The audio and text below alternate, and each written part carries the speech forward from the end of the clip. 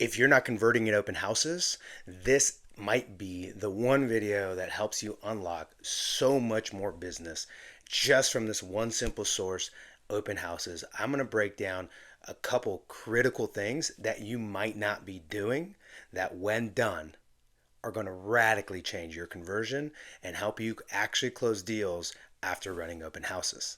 Let's jump right in.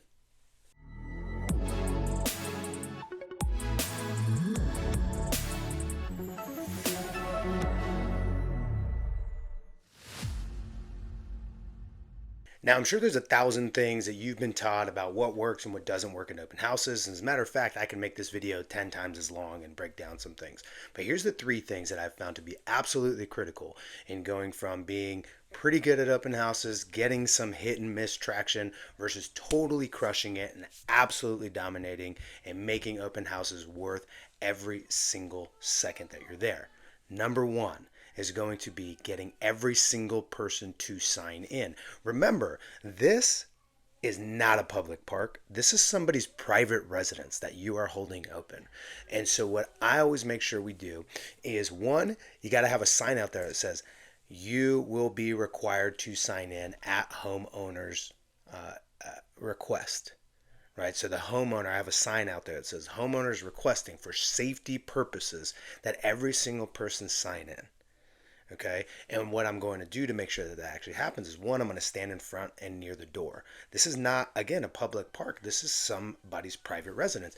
And just a real quick thing, if you're not willing to hold the line there, I actually question whether or not you should be running open houses. Now, the reason why I say that is because there are plenty of instances, there's lots of examples of when people go to open houses to case the house to see if it's a place they come back to rob. That's a real thing, and you should be genuinely concerned about that. Now, when you walk with that conviction, here's how you actually implement that at the door. So when you're at the door, you have to make sure that, one, you're friendly and you're excited. Now, here's a really good tip, is that you want to ask them if they pre-registered for the event.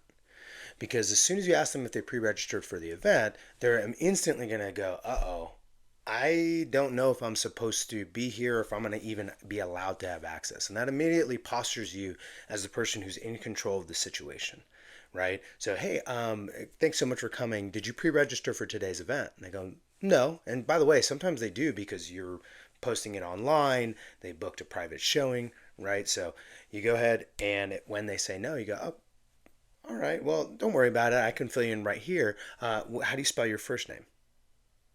Right? You want to capture that information. How do you spell your first name versus what's your name?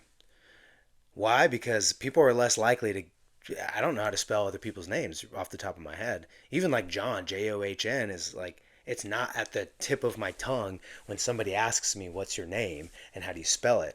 And so this is a way to avoid people giving you fake names, but also it's a way to just make sure you get the spelling correctly as well, because you want to make sure that's a thing.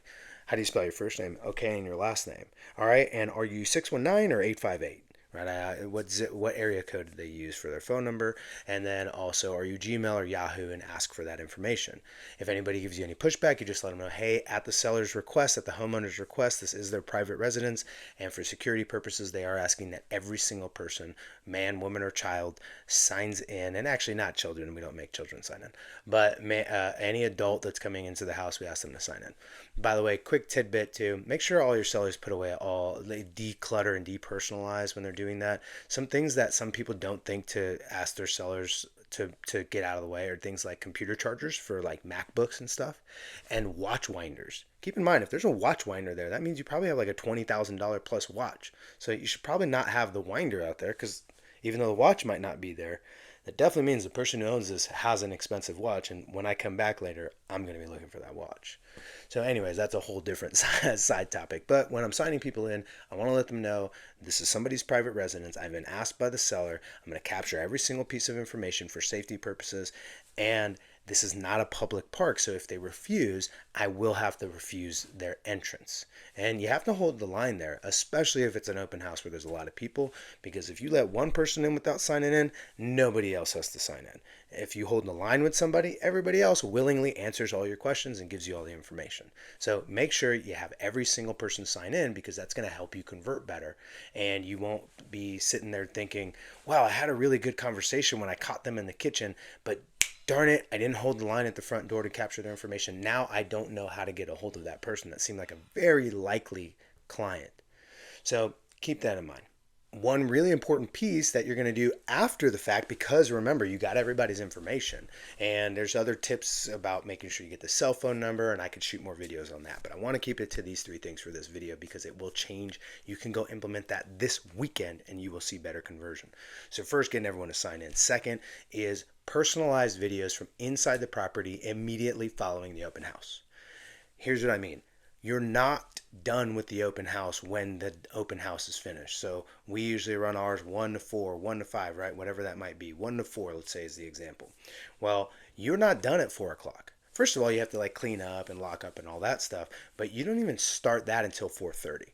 From 4 to 4:30, once everybody's out of the house, it is now the immediate follow-up time. Most people, you're running open house on Saturday, you're not following up till Monday or Tuesday or ever. Not here. 4 to 4:30, right? The 30 minutes after the open house is scheduled to close. That is work time. And what you're going to be doing in that time is sending every single person that came in a personalized video. And there's a couple tips on this. One is have a key feature of the home in the background. Okay? Because you got to think about this. They have been on the road all weekend, maybe possible multiple weekends before this. And if they're just out there and you meet them on a Sunday at 2:30, here's what happened. They went to open houses and showings yesterday on Saturday. They went earlier today as well. And so the chances are that they remember you and tie you to that specific house are really low. They're going to complicate, they're going to mix up things. They're going to mix up the front yard with house 1 and the bathroom, the master bath from house 3 and the agent from house 6 and the backyard view from house 7, and they're going to mix all these things up. So what you want to do is remind them what house you were in, because you probably had a good conversation, and you want to just have that key feature in the background of the video. So there's a fountain or something unique to the home. You want to have that in the background, and the video is really simple. It's shot straight from your cell phone, and it's, hey Isaac, what's going on? It was great meeting you. I'm super excited to learn more about you and your journey in buying a home here in San Diego. And I also am excited to share a few things that you might not be able to find online about this neighborhood that you're looking at. So I'll be following up. Keep an eye out for that. But just wanted to thank you so much for coming out to the house. We will talk soon. Bye. Super fast. Don't rewatch it. As long as you didn't cuss or say something weird in it, then don't redo it. Just send it out. And here's the thing. You're probably the only person that's going to do that this weekend, and you are going to stand out 100%. And so send out that personalized text message video as soon as you can. If you didn't get their text, if you didn't get their cell phone number, you definitely should get their cell phone number. The easiest way to get cell phone numbers, I said I wouldn't get too much into these tips, but I'll just throw this out there, is let them know that you have digital flyers. You don't have print flyers. So most of the time you just hand them this little flyer and go, hey, here's all some information that you probably already knew or could definitely find online. Well, I want them to go and get the digital flyer from me. I'm going to text them the flyer. So as I'm taking their number, hey, are you 858 or 619? Okay, blah, blah. Okay, great. I'm going to text you the flyer for this information right now. All the information plus some stuff you probably couldn't find online. And what happens is, one, you got their cell phone number, or a lot of times I go, oh, no, you know what? Actually, that's my work number. Can I give you another number? Because chances are they actually lied to you about what number it was, or they fudged the numbers. So that's a way to get that. But anyways, I'm going to text them that video right after. I'm not waiting. What that's going to do is two really important things. One, it's going to demonstrate to them that I execute, that I am a good communicator, because everybody else is going to take days to follow up with them. Their last agent that they bought a house with somewhere else took days to answer questions. You don't do that. You are a proficient and effective communicator. You communicate quickly and with a great message, and you have a great attitude, and you use relevant tools. That's what it's going to demonstrate to them right away. It's also going to just make you stand out in general. So that's tip number 2. And coming in for landing, it might be the most important part, is how you follow up. This is number 3, is how do I follow up? What does that conversation sound like? Well, first of all, most people tell you to call and go, hey, I was just calling to get some feedback for the seller, right? That's fine. And I'm okay with that being the intro. But The problem that we run into there is that we're just making the conversation about this house. We're just making it about this particular property. And here's the thing. If this were the house for them, chances are you'd be writing an offer with them, or they'd be submitting an offer with the agent, right? They would have brought their agent later or scheduled the showing after the fact. So when I'm following up the next day, I want to just quickly brush over that and go, hey, I'm following up with feedback. Was this the right house for you? Right? I don't actually want them to give me the details that they liked or didn't like or anything like that. I probably got that at the actual open house. Was this the right house for you? The reason I want to ask that is they're likely going to say no. And then I jump into the next question was, okay, wow, it's not the right house for you. Totally understand. What would you change about this house to make it the one? Now, what I'm getting into is what is their buyer criteria? Because a lot of times we know that we need to get to that place. We need to get to a place where we are asking them about what their criteria is for buying so that we can see how we can help them and present our value proposition. But all too often, I've heard it too many times. I've been the recipient of these type of calls, which is, oh, this isn't the right house for you. Oh, okay. Well, what are you looking for? And then you start trying to like become my agent right there on the phone. I've literally had people say, "Listen, dude, I know what you're trying to do. I don't want you to be my agent right now. I was just looking." Right? They get this defense up. So what happens is, oh, what would you change about this house to make it the one? Because we already know that something worked for them, whether it was the neighborhood, the bed bath, something made them stop. So it's not like we need to start from scratch to figure out what their criteria is. We just need to know what changes they would make to this house to make it the one. So let's say they're like, you know what, we needed a full master bath or a full bath on the main floor because my mother-in-law lives with us and she can't do stairs, and this house only had a half bath on the main floor. Oh wow, thanks so much for letting me know that. You would change that. Okay, great. So how long have you been looking in this area? And I want to get to know what's going on there. How long have you been looking in this area? Oh wow, 3 months, whatever. And here's the thing: if it's a long period of time, you might want to express that in a like a really light form of shock. If they say, we've been looking over a year. Oh wow, a year. Okay. Um, a year looking in this area, huh? Yeah. We want to make them feel a little discomfort or not even like uncomfortable. That's different than discomfort, right? Just like, yeah, that's kind of not normal based on my response, right? I'm not going to say those words, but my response might be there.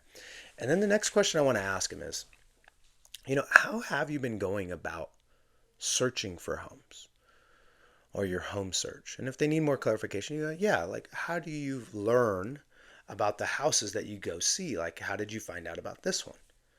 And here's what they're going to say. They're going to say, oh, online, on Zillow, on Realtor.com. I get mail from this agent set me up on a search. We look online. We drive by neighborhoods and go to the open houses that are available, whatever those are. Well, every time they give me an answer, the response I want is, oh, terrific. What else? Oh, really? What else? What else? What else? What else? What else? Because I want them to figure out, and I want to know, and I want to have an exhaustive idea of what it is they're doing to find the right home for themselves. But in addition to that, once we get to the end of that rope, once they start going, well, I look on Zillow, I get an email from some agent I met at an open house 3 months ago, and we just drive around the neighborhood after church on Sundays to look for open houses. Okay, what else? Nothing. Like, what else is there? What I'm helping them understand is that there is more that you can be doing than just looking online and driving around for open houses. And what I'm going to give you is the golden end of this script, because this is really important in how you're actually going to convert people and demonstrate value without feeling like you're just saying the same thing over and over again like everybody else, right? Because everybody else is going to say, "Oh, well, I can help you. I can get you off markets, all these other things." I'm going to share with you what you can say that's really going to make a difference, and it's going to sound different than everybody else. So what I'm going to do is go, hey, did you know there's actually more than 8 ways to find a home? And you're using some of them, but you're using what I call, or what we call, the reactive home search method. Are you familiar with that? And they're going to say no. And you go, well, let me share with you what that is. What's happening is, and tell me if this sounds familiar. What's happening is you see a property as it becomes publicly available. It becomes online. Maybe you get an email notification. You looked online, you refreshed, and you saw that listing, and it was publicly available. And then you get excited about it, and then you reach out to an agent, or you book a showing, or you call your spouse and say, hey, let's go look at this one this weekend. And what happens? You end up finding out that a lot of other people are also interested in that property. There might even be some offers on it. You go to the open house, it's packed like the one we met at, right? And what does that sound familiar? And they go, yeah, yeah, yeah. Okay, well, that's what we call the reactive home search method. You're really just reacting to what's coming on the market as it becomes publicly available. And those tools are really great for accessing, all the tools you mentioned are really great for accessing what's publicly available. The problem is that it's publicly available. Everyone else knows about it. You have no distinct advantage in the marketplace as a buyer. You're not ahead of the game by any means. You're just kind of right there with the pack. So you don't have an advantage. What our team does and what I do, or what I specialize in, is I actually have a proactive approach. I've taken that model and completely redesigned it. I've reimagined it, re-engineered, restructured that model. And what I do instead of having a reactive home search method is we combine that with a proactive home search method where you and I sit down, we build out your buyer blueprint. And I take that buyer blueprint and I proactively generate inventory specifically for you with the hopes and the target or the goal of putting you in front of homes that no one else is seeing, or at least get you there first. Could you see how that is a lot different than the reactive search method that you've been using? I go, yeah. Could you see that kind of search method working for you in your home search? Yeah. Great. Well, all we need to do now is simply set a 15-minute appointment, either on Zoom or in person, for us to build out your buyer blueprint. What works best for you? Blah. And then you go to your closing, right? But here's the thing, it's letting them know that the model they're using is broken and that there is a better model. That's the whole thing.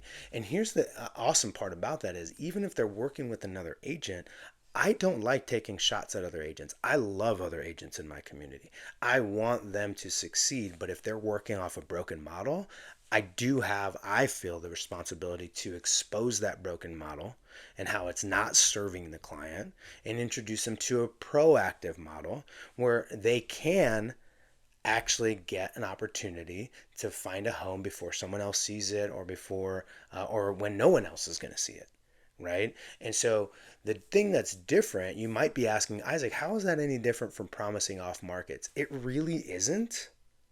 But I don't sound the same as everybody else, because what I could have done is go, oh, okay, well, I have access to off markets. And here's how you know if you're a real agent that actually like is out there trying these things, is you'll know that what I'm about to say is true.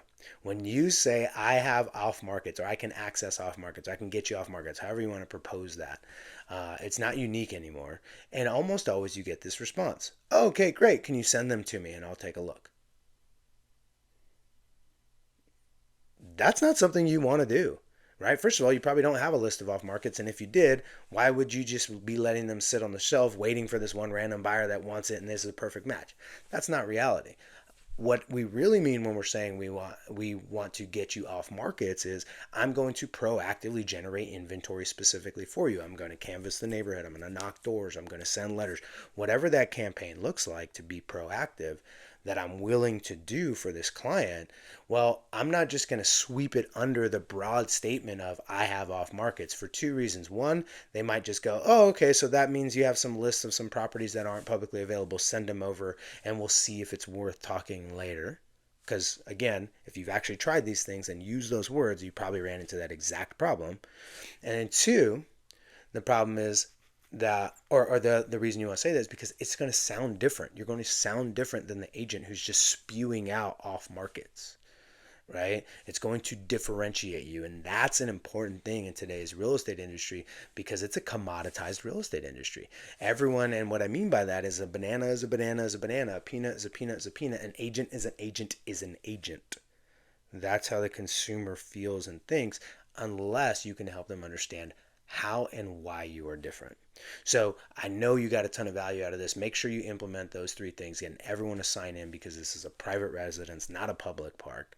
You're also going to be sending video messages right after the open house to help them see that you're different, that you're better, and just get more excited about working with you and the potential of working with you. And then third, you're going to follow up and not make it about the house that you met at, but make it more about why they are not seeing the results that they want to see in their home search.